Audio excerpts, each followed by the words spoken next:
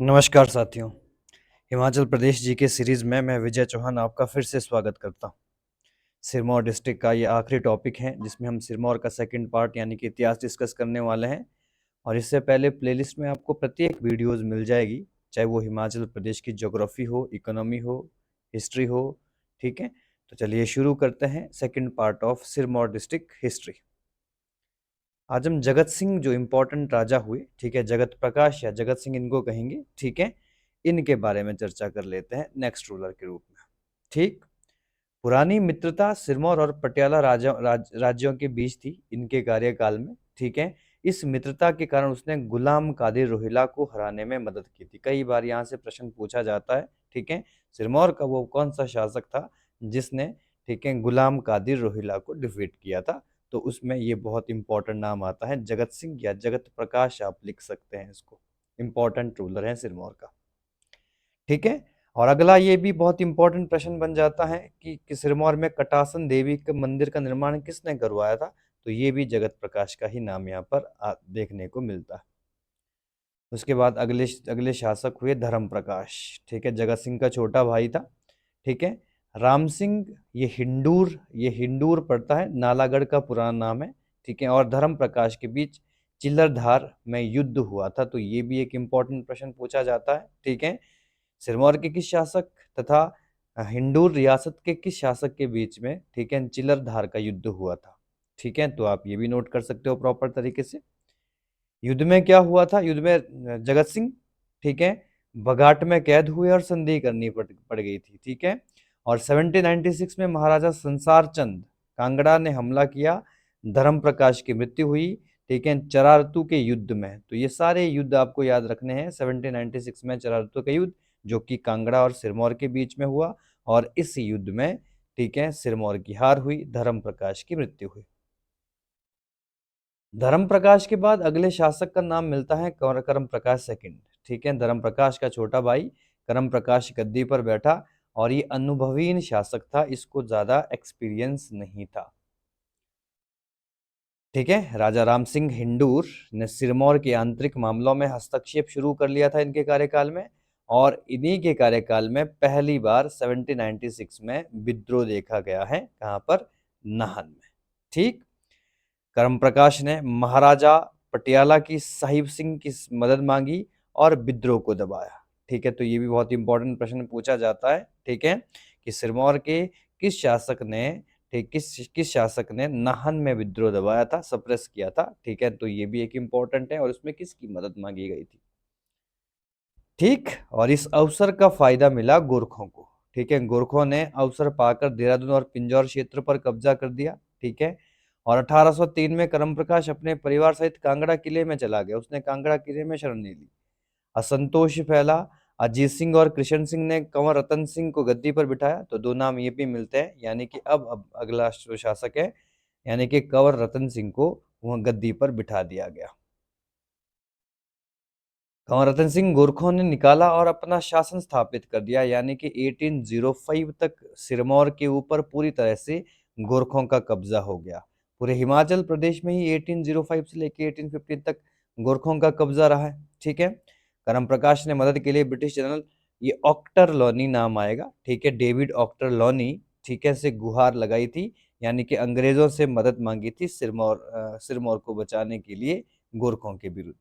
और 1815 में सिरमौर अंग्रेजी सहायता से बहाल हुआ, और ठीक है, यानी कि 1850 में जब गोरखे हार गए अंग्रेजों से, तो उसके बाद सिरमौर भी स्वतंत्र हो गया।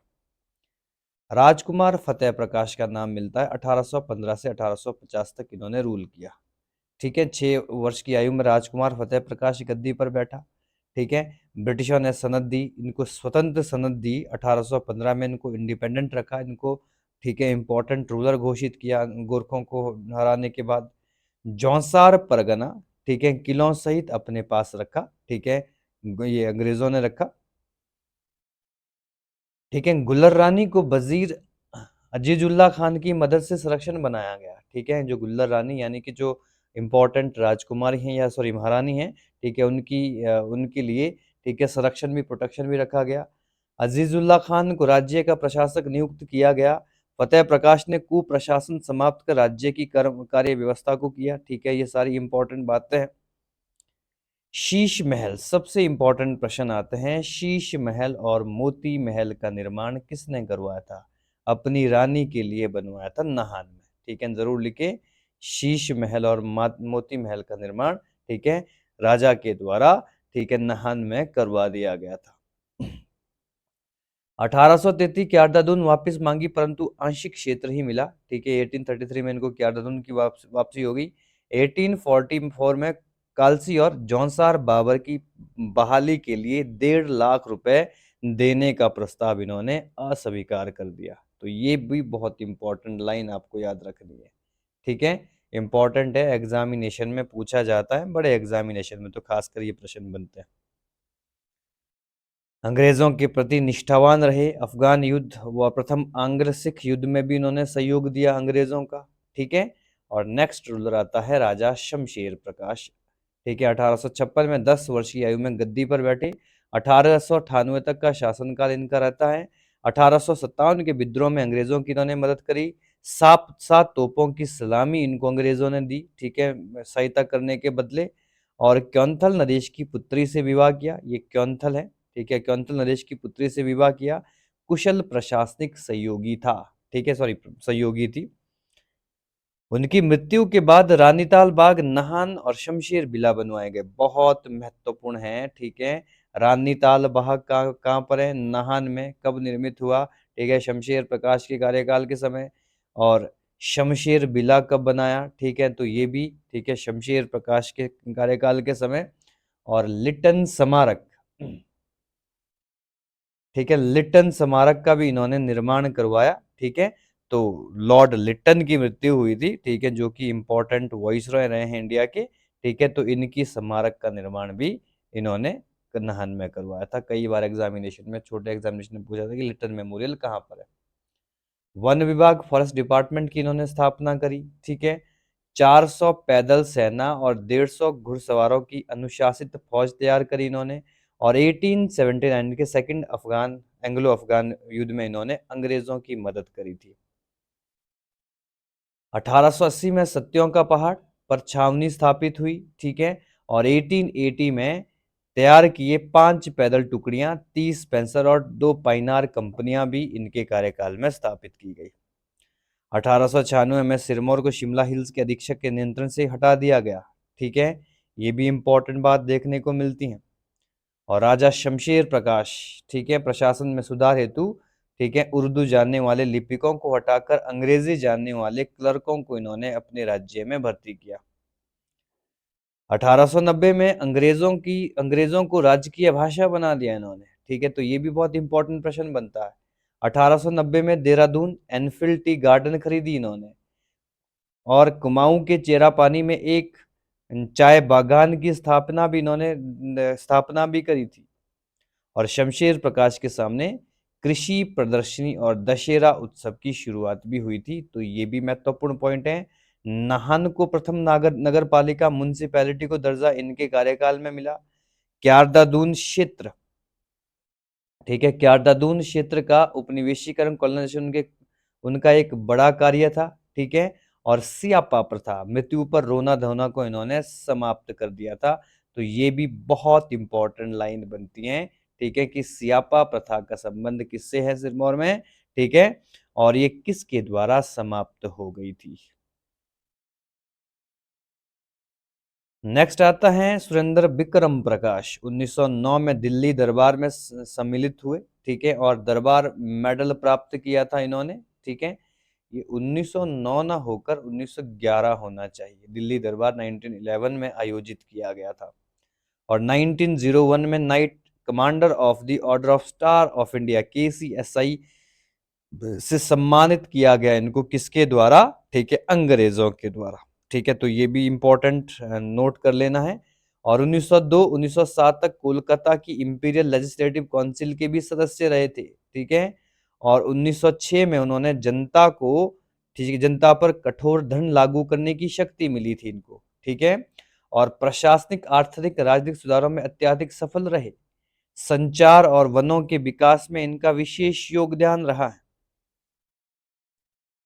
राजा सुकेत की पुत्री से अपना विवाह करवाया था इन्होंने। तो ये सभी इंपॉर्टेंट बातें देखने को मिल रही हैं। और दक्षिण अफ्रीकी युद्ध में ब्रिटिश सेना की सहायता करी थी। और 4 जुलाई 1911 में मसूरी में इनका निधन हो गया। ठीक है, जो कि उत्तराखंड में पड़ता है, देहरादून के समीप। Historical time line of Sirmaur ruler, कुछ इंपॉर्टेंट बातें जो कि एग्जामिनेशन में आती हैं। ठीक है, तो लिख लीजिए। जगत सिंह, ठीक है, ये जाना जाता है युद्ध और संधियों के लिए। धर्म प्रकाश, ये जाना जाता है संघर्ष और संधि के लिए। ठीक है। करम प्रकाश टू, ये जाना जाता है आंतरिक और बाहरी चुनौतियों को फेस करने के लिए। फतेह प्रकाश अपने एडमिनिस्ट्रेशन के लिए काफी महत्वपूर्ण माना जाता है। ठीक है। शमशेर प्रकाश अंग्रेजी सैन्य सहयोग के लिए बहुत इंपॉर्टेंट माना जाता है।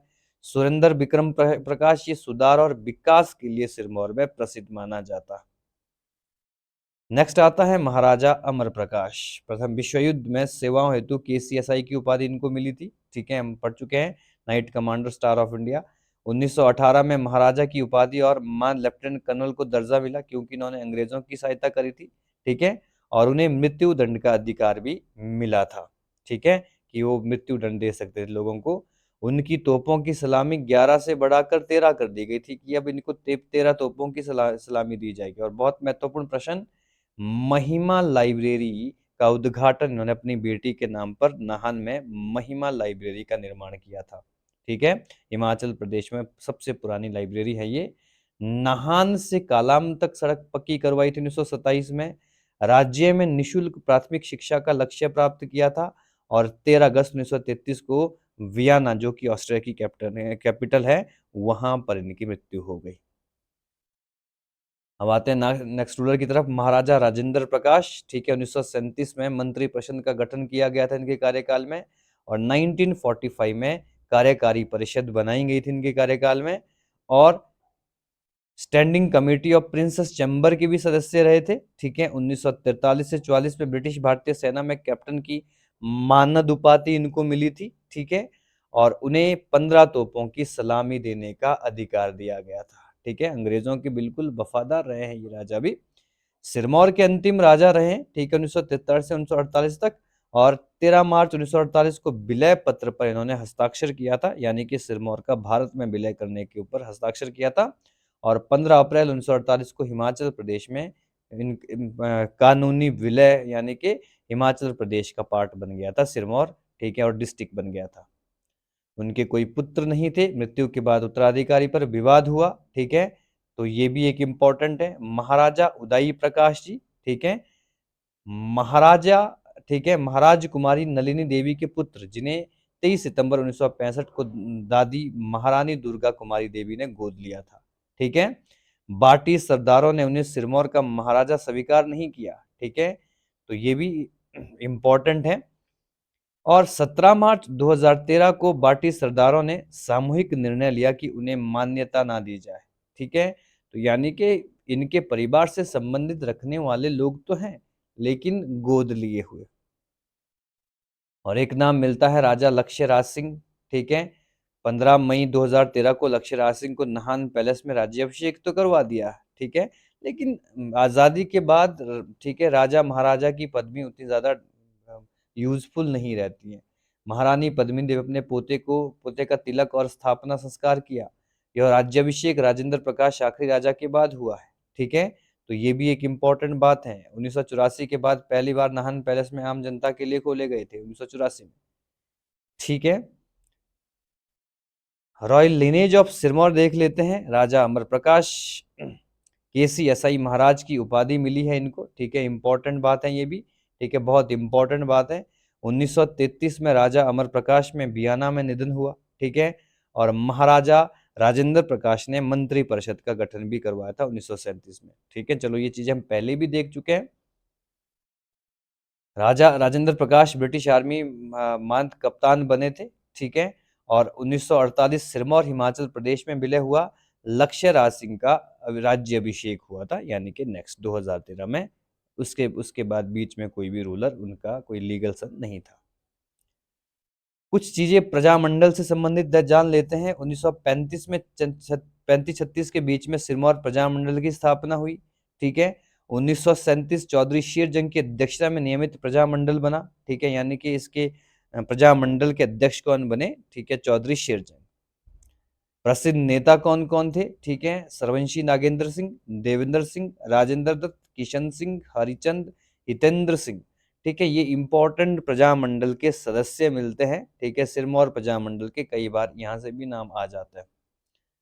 1943 से 45 प्रजामंडल ने धर्म नारायण और ठीक है पंसारी एस.एन. रामोल, ठीक है, या पंडित एस.एन. रामोल के नेतृत्व में ताकत हासिल करी थी। ठीक है, तो शिवानंद रामोल एक बहुत बड़ा नाम मिलता है। ठीक है, जो ठीक है जी इंपॉर्टेंट प्रजामंडल के सदस्य रहे। 1945 मोड़ आया जब डॉक्टर वाई.एस. परमार, ठीक है, डॉक्टर पटाभी सीतारमैया, जय नारायण व्यास देवी चंद, ठीक है, व्यास और देवीचंद अंबालवी ने सिरमौर का दौरा किया था। तो ये भी इंपॉर्टेंट नाम आते हैं। ठीक है, कब यात्रा करी थी, इस तरह के प्रश्न भी देखने को मिलते हैं। चुनाव कराने की मांग मानी गई और राज्य परिषद का गठन हुआ। प्रथम लोकप्रिय मंत्री बने डॉक्टर एस.डी. चौहान। ठीक है, एस.डी.एस. चौहान। तो ये इंपॉर्टेंट बातें हैं सभी। सिरमौर का छोटा सा पार्ट बचा हुआ था। ठीक है, सेकंड पार्ट में हमको डिस्कस करने के लिए। इसी के साथ सिरमौर डिस्ट्रिक्ट भी हमारी छठी कंप्लीट होती है। नेक्स्ट क्लास में हम नेक्स्ट डिस्ट्रिक्ट के ऊपर डिस्कस करेंगे। बने रहिए हमारे साथ। चैनल को लाइक करें, शेयर करें, सब्सक्राइब करें। बहुत बहुत धन्यवाद।